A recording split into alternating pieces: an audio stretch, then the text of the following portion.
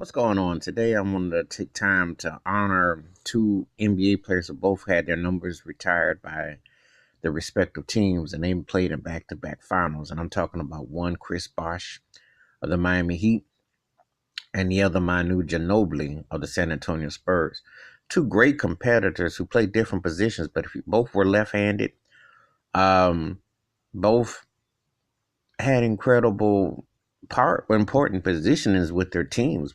You think about Bosh came over with LeBron James in 2010 with D Wade to start the modern day big three, and he won a couple of chips and he went to four straight finals. But he was more of an integral part. Remember, he had the key rebound against those Spurs that Ginobili and Kawhi Leonard both missed free throws, and he hit Ray Allen in the corner.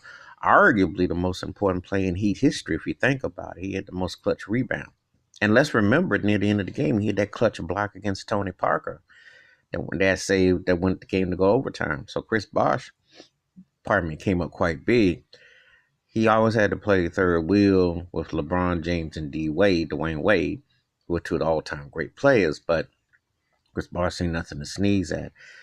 And due to his health issues, which cut his career short, unfortunately, I still feel that if he had been able to contribute to the Heat the last few years that he had signed his contract in 2014, the East may have been a little bit different because, to my personal opinion, he's still the best player that LeBron James had as a sidekick, if you will, more so than D Wade because he stretched the floor. Very unique. If you think about Chris Bosh, I say he was the good complement to what Golden State does, a big who could play 5, 4, or 3, and he was versatile enough. He could handle at the top of the key, shoot. He was stretch. He was stretch. I know Stacey Allman got the nickname Stretch, but Chris Bosh deserves the nickname Stretch Man. I mean, because you had to really, unless it was a dominant big, you know, I remember when they played against the Pacers and Roy Hibbert would give them problems and sometimes Duncan, but like most other guys that were centers or 5 or 4, they couldn't keep it with Bosh. He was athletic, versatile, and a true team player, but I really enjoyed the ceremony. It was very deep, and more importantly, the brother is in better health. That's the most important thing, that he has his health more than anything. At the end of the day, God has blessed him with children, and he has accomplished quite a bit. And he's been missed in Heat Nation, but he was a great player. So I'm glad to see his name go to the Raptors. Pat Riley, D Wade, everybody, Adonis has him, Zoe, everybody exposed to the whole nine. Mickey Austin, peace on that.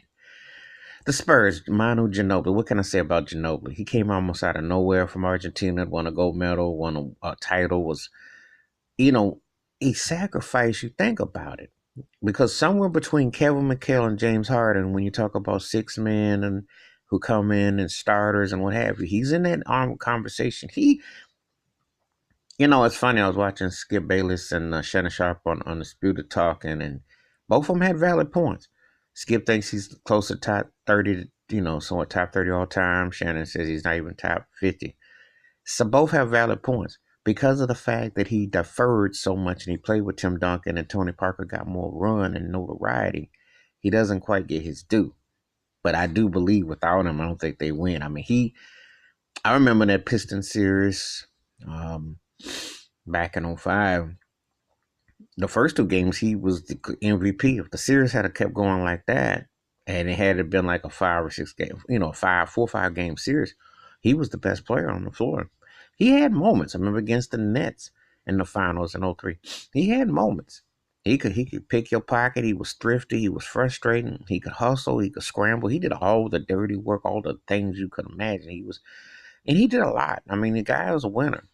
Had a intriguing, what I call an intriguing IQ of the game, because he just tended to be to details.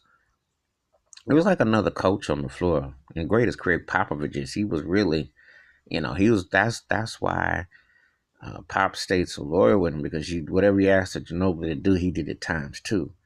He really hustled. He was great for his time. It's just that the stats won't show it all. And sometimes numbers don't always tell the whole complete story about what a guy's impact, how great he really was. But you put your bottom dollar, you put your note on any other squad, he probably would have been a 25, 30 point man a night. And he would have had more accolades because he was really, he really stirred the ship a lot in San Antonio. So it was great to see him getting his number retired. And they both had interesting parallel careers, Chris Bosh and Ginobili, because they both, like I said, deferred and had to play with bigger name stars in the situation, but they both handled themselves with class and dignity, left a lasting impact and mark.